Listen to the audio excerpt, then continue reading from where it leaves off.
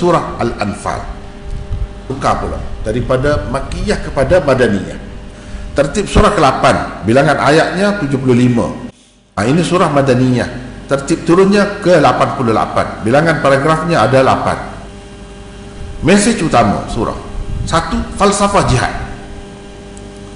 Yang kedua, adab dan disiplin jihad. Ketiga, galakan berjihad. 4. Hukum perang dan damai. 5. Kelebihan jihad. Jadi ini surah jihad saja. Surah jihad, gabungan dua surah yang sangat penting menceritakan tentang jihad. Ni jihad kalau kita kata dari sudut teori, dari sudut falsafah, dari sudut gagasan jihad. At-Taubah jihad dari sudut praktikal, secara praktikal dibuat macam mana. Dan siapakah yang diperangi oleh Rasulullah sallallahu alaihi wasallam? Siapakah yang Allah Subhanahu wa taala perintahkan supaya kita berjihad dengan mereka? Siapa? Itu dua. Dan dua surah ini saja dalam Quran ini. Selepas satu surah nak pergi kepada surah lain tu tidak ada bismillah. Tidak ada bismillah. Salah satu hikmahnya, para ulama mengatakan sebab kedua-dua surah ini tidak mencerminkan sifat Rahman Rahim Allah. Tidak mencerminkan itu. Sebab bunuh ni, tumpah darah. Di sana sini orang bertempik, menangis, hilang keluarga, sedih. Itu akan merupakan gambaran sifat Rahman Rahim Allah. Kita kalau nak sembelih binatang kan, nak sembelih binatang, kita tidak diajar baca Bismillahirrahmanirrahim. Walaupun disuruh kita sebut nama Allah juga, tapi disuruh Bismillahi wallahu akbar, bukan Bismillahirrahmanirrahim. Sebab tak sesuai sifat itu dengan sembelih. Walaupun kita boleh makan, memang kita boleh sembelih, Allah mengizinkan kepada kita. Kalau tidak, tak boleh. Sebab itu binatang yang hidup, walaupun dia tak ada akal, tak ada hati perut seperti kita, tak ada hati sanubari, walaupun dia hidupan, nak dapat kita buat gitu, kena dapat keizinan daripada Allah. Allah hanya mengizinkan apabila kita menyembelihnya dengan namanya, bukan nama lain. Kalau nama lain tak boleh. Itu termasuk dalam menganiayai makhluk lain. Sama juga di sini. Kenapa tidak ada bismillah di sini? Sebab yang utamanya ialah Nabi tak buat begitulah. Dia tak suruh letak bismillah di celah, tak ada. Memang tak ada. Inilah satu surah yang tidak ada bismillah. Selepas inilah, selepas Al-Anfal, paragraf 1 ayat 1 hingga 4, pendahuluan dan menyatakan berita gembira akan mendapat keampunan dan rezeki yang mulia. Paragraf 2 ayat 5 hingga 14, pemandangan latar belakang perang Badar dan tujuan perang. Paragraf yang ketiga ayat 15 hingga 28, kewajiban berjihad dan arahan supaya taat dan patuh. Paragraf yang keempat ayat 29 hingga 40, kesalahan jenayah orang-orang Quraisy Mekah dan keharusan berjihad melawan mereka. Paragraf yang kelima ayat 41 hingga 47, harta rampasan perang dan hukum hakam perang. Paragraf yang keenam ayat 48 hingga 54, peranan iblis dalam peperangan Badar, sikap orang-orang munafik dan Abu Jahal yang betul-betul mengikuti jejak langkah Fir'aun. Hukum hakam ni, paragraf yang ketujuh ayat 55 hingga 71, hukum hakam perang dan damai. Paragraf yang ke-8 ayat 72 hingga 75, ayat-ayat terakhir surah, dan berita gembira akan diberikan pengampunan dan rezeki yang mulia. Zaman diturunkan surah ini dan latar belakangnya. Perang Badar telah berlaku pada bulan Ramadan tahun kedua Hijrah. Surah Al-Anfal adalah satu surah Madaniyah yang diturunkan sekitar bulan Zulqa'dah tahun kedua Hijrah, selepas berlakunya peperangan Badar. Sebelum perang Badar sudah turun surah At-Talaq dan surah Muhammad. Kesinambungan surah Al-Anfal dengan surah sebelum dan selepasnya. Di dalam surah sebelum ini, yaitu surah Al-A'raf, dinyatakan bagaimana bangsa-bangsa yang durjana telah dibinasakan secara langsung oleh Allah. Di dalam surah Al-Anfal ini pula mereka dibinasakan secara tidak langsung dengan berperang melawan orang-orang Islam. Akibatnya mereka menerima kekalahan dan sebahagian besar daripada mereka terbunuh. Kaum yang menderhakai Allah perlu dihapuskan supaya hilang kerosakan dan fitnah yang besar dari muka bumi. Ini ayat yang ke-62. Huwallazi ayyadaka binasrihi wa bil mu'minin. Untuk menghukum kaum yang jahat, Allah telah mentakdirkan berlaku peperangan di antara orang-orang kafir Quraisy dan orang-orang Islam. Ia juga merupakan ujian kepada orang-orang Islam. Jadi kalau Allah membinasakan terus secara langsung, tak adalah orang Islam ni terlibat secara langsung, tak terujilah untuk membuktikan ini sahabat-sahabat ni adalah orang-orang yang terpilih, maka Allah SWT mentakdirkan berlaku perang. Padahal perang itu bukan pun dimulakan oleh orang-orang Islam, ia dimulakan oleh orang-orang kafir. Mereka lah yang pergi menyerang orang-orang Islam di Madinah. Sebabnya Badar itu kawasan yang tidak jauh daripada Madinah. Bukan orang Islam yang pergi berceroboh Mekah. Tak pernah mereka buat begitu. Kecuali pada tahun yang ke-8. Pada tahun yang ke-8 itu pun pergi tidak berlaku perang. Mereka tak berani. Semuanya bersembunyi. Yang kedua, di dalam paragraf permulaan surah Al-Anfal dan paragraf terakhirnya disebutkan hasil baik daripada jihad, iaitu orang-orang Islam mendapat keampunan Allah dan mendapat rezeki yang mulia. Ia secara tidak langsung memberi mafhum bahawa bangsa yang tidak berjihad akan hidup dengan penuh kehinaan. Itu ini panggil falsafah. Gagasan jihad itu apa? Itu benda yang kena faham. Dalam surah inilah dijelaskan dapat apa, kita dapat apa dan kenapa benda ni dibuat. Kenapa? Ada sebab orang nak serang kita, dia nak hapuskan kita. Dia nak hapuskan kita. Dia membahayakan kita. Takkan kita tidak ada nak ambil tindakan. Semua dalam kehidupan kita ni yang membahayakan kita. Walaupun nyamuk, sekecil nyamuk, bila menggigit kita, kita nak biarkan dia gigit. Kalau kita nak campak, nak pukul dia mati, dia pun makhluk Allah juga, bernyawa juga, nak rezeki juga, rezekinya duduk pada kita. Tapi itu mengharuskan kita membunuhnya, sebab dia mengancam kita, membahayakan kita. Begitu juga dengan makhluk-makhluk lain, sama. Manusia pun macam tu jugalah. Itu konsep jihad. Kemudian kita dapat rezeki yang mulia, dapat keampunan Allah. Yang ketiga, di dalam surah Al-Anfal dijelaskan tentang rezeki yang mulia ni. Cuba tengok ni kan. Ini salah satu keunikan bahasa Al-Quran dalam surah-surah. Cuba kita tengok di sini, ulaika humul mu'minuna haqqan lahum darajatun 'inda rabbihim wa maghfiratun wa rizqun karim. Ni dapat maghfirah dan rizqun karim. Ini cerita nak perang. Di kesediaan bagi kelengkapan jiwa, kesedaran itu. Kita berperang dalam keadaan orang yang mengancam kita, nak serang kita, kita dapat keampunan Allah dan rezeki yang mulia, yakni kehidupan yang mulia, bukan kehidupan yang hina. Dia sebut sini, cuba kita tengok ujung dia ni, ulaika humul mu'minuna haqqan lahum maghfiratun wa rizqun karim. Sama kan dengan ayat tadi. Cuba tengok. Ini orang panggil kata kunci. Kata kunci surah duduk di mana? Sini. Sebab apa? Sebab dia sebut dua kali, di permulaan dan di penghujung dia. Dan inilah yang perlu dihayati dan difahami oleh umat Islam apabila mereka berjihad. Apabila kita faham bahawa dalam agama ni ada perintah Allah supaya berjihad, kita faham konsep jihad, apa itu maksud jihad, falsafah jihad, gagasan jihad, kena faham. Lepas tu apa yang kita dapat? Kita dapat dua perkara.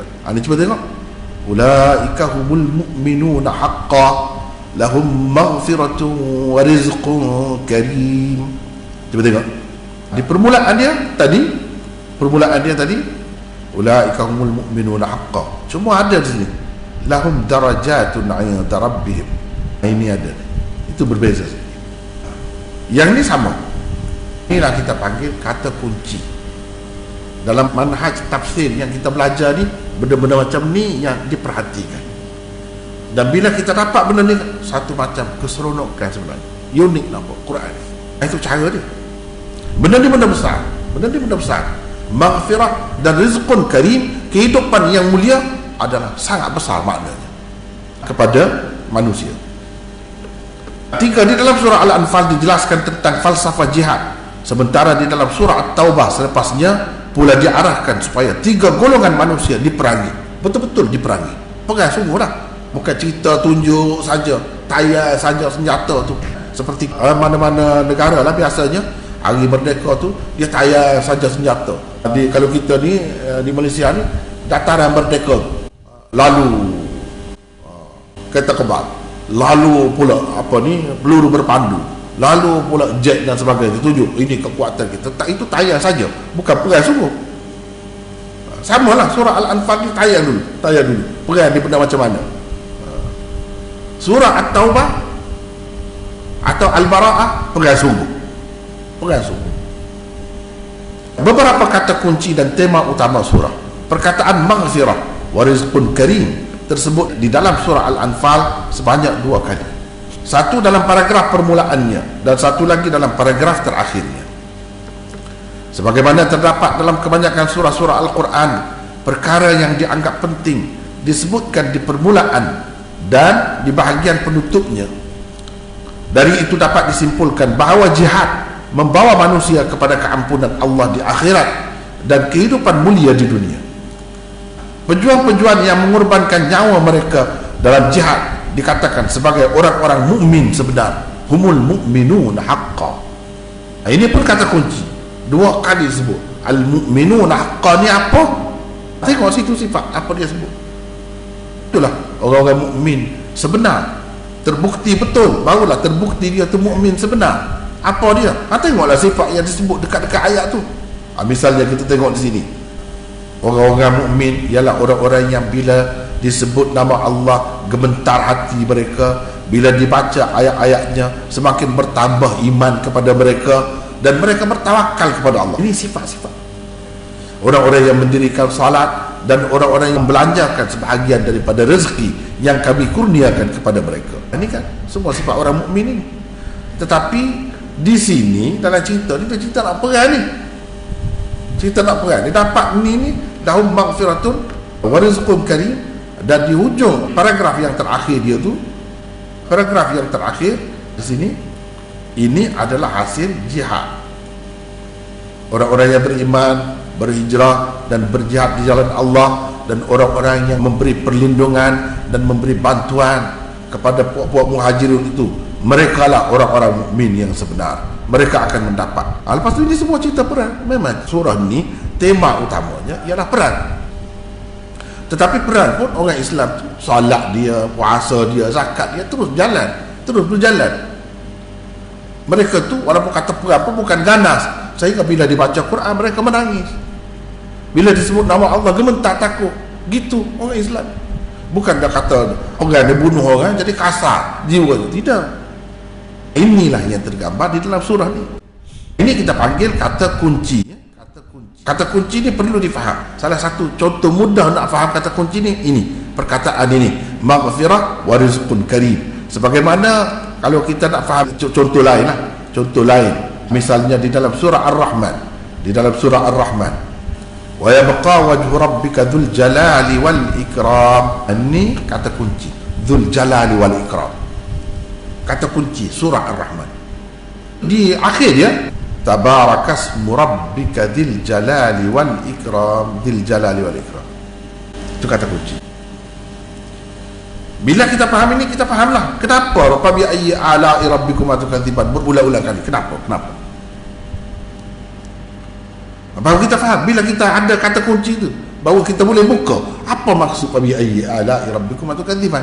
Ini contoh supaya mudah faham. Sekarang ni kita nak bincang tentang kata kunci.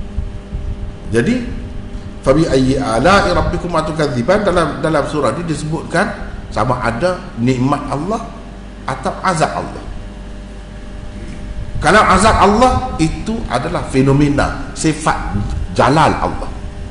Kalau nikmat Allah itu adalah fenomena nikmat Allah, sifat nikmat, sifat ikram Allah. Itu kita faham semua, mudah. Pergi semula kepada ini Al-Anfal. Ini ayatnya. Surah Al-Anfal menyebutkan perang Badar sebagai perang di antara kebenaran dan kebatilan. Persiapan, persediaan dari segi zahir, senjata, dan juga dari segi kejiwaan dinyatakan di sini. Jangan lemah semangat, jangan berpecah belah, kena bersatu, kena tolong menolong antara satu dengan yang lain, kena patuh kepada pemimpin. Di sini ada. Kena sabar. Ini semua panduan yang diberikan untuk orang-orang yang hendak berperang. Jihad ibarat perkataan fitnah. Illa taf'aluhu takum fitnatun fil ard wa fasadun kabir. Kalau kamu tidak berjihad, nescaya akan timbul fitnah dan kerosakan yang besar di muka bumi ini. Kebaikan jihad, ini kebaikan jihad. Perkataan fitnah yang digunakan di dalam surah Anfal sangat besar artinya. Ini pun kata kunci juga. 3 ayat perlu direnungi untuk menghayati artinya. Jihad ibarat pembedahan. Falsafah jihad, konsep jihad kena faham betul, barulah kita sanggup nak buat. Macam doktor tu, kenapa dia boleh bedah? Bukan nak mati, bukan nak matikan dia, nak selamatkan dia lah bedah tu, walaupun apa teruk lah. Ini pun begitu, kena faham begitu. Jihad ibarat pembedahan yang mesti dilakukan terhadap anggota badan manusia. Jihad merupakan rahmat kepada kemanusiaan, bukan kepada manusia yang jahat tu. Dia tu akan matilah, seperti orang yang bunuh orang, kita bunuh dia tu, dia matilah. Tapi walakum fil qisasi hayatun ya ulil albab, pada hukuman qisas tu ada kehidupan untuk orang lain, bukan untuk yang membunuh tu, dia tu patut matilah. Untuk orang lain kali orang tak berani lah nak bunuh, tak tentu pasal. Ini pun begitu juga. Kalau kita nak perang sangat, tak tahu, tidak semestinya yang beria-ria sangat nak perang tu dia menang. Contohnya dia buat kafir Quraisy. Apa akibat? Akibatnya buat dia mati. Alangkah baiknya kalau dia tidak nak perang. Sebagaimana dalam keadaan-keadaan tertentu untuk menyelamatkan nyawa manusia, pembedahan tidak mesti dilakukan. Begitulah juga kehidupan bangsa dan umat. Kadang-kadang kehidupan mereka perlukan jihad. Jika tidak, bumi ini akan dipenuhi fitnah dan kerosakan yang besar. Dengan berjihad, kanser berupa fitnah dan kerosakan yang boleh membahayakan tubuh bangsa dapat dihilangkan. Itu hikmahnya. Inilah yang ada di dalam surah Al-Anfal. Jihad perlu diteruskan sehingga fitnah betul-betul tercabut sampai ke akar umbinya, dan yang berdaulat di dunia ini hanyalah agama Allah. Wa qatiluhum hatta la takuna fitnah. Fitnah pula disebut. Wa yakuna ad-din kulluhu lillah. Tu orang kata, apa Islam ni, dia nak Islam saja dalam dunia, bukan gitu. Itu tak faham tu. Kalau macam tu, kebebasan beragama tetap akan ada, tetapi yang mendominasi dunia ialah Islam, baru selamat. Sebagaimana demokrasi sekarang ni, Amerika dan sebagainya kata kita yang nak mendominasi dunia, baru selamat dunia. Kita ni contoh, padahal mereka tu bukan contoh, mereka tu perosak. Kalau orang macam ni jadi kepala duduk di atas, rosak di bawah ni. Kalau Islam duduk di atas, dia akan bagi juga kebebasan beragama, tapi tidak ada kerosakan-kerosakan yang lain tu. Itu bezanya. Ikut mana-mana pun dalam dunia ni akan ada satu kuasa besar yang panggil suatu kuasa besar. Kita ni kalau jadi kuasa besar, baik untuk manusia, untuk dunia. Tapi kalau kuasa besar tu seperti Amerika tu bukan baik, seperti Rusia, seperti China dan sebagainya. Sebab apa? Orang-orang yang beragama di bawah dia tu ditindas. Cuba tengok di China, di mana macam tu.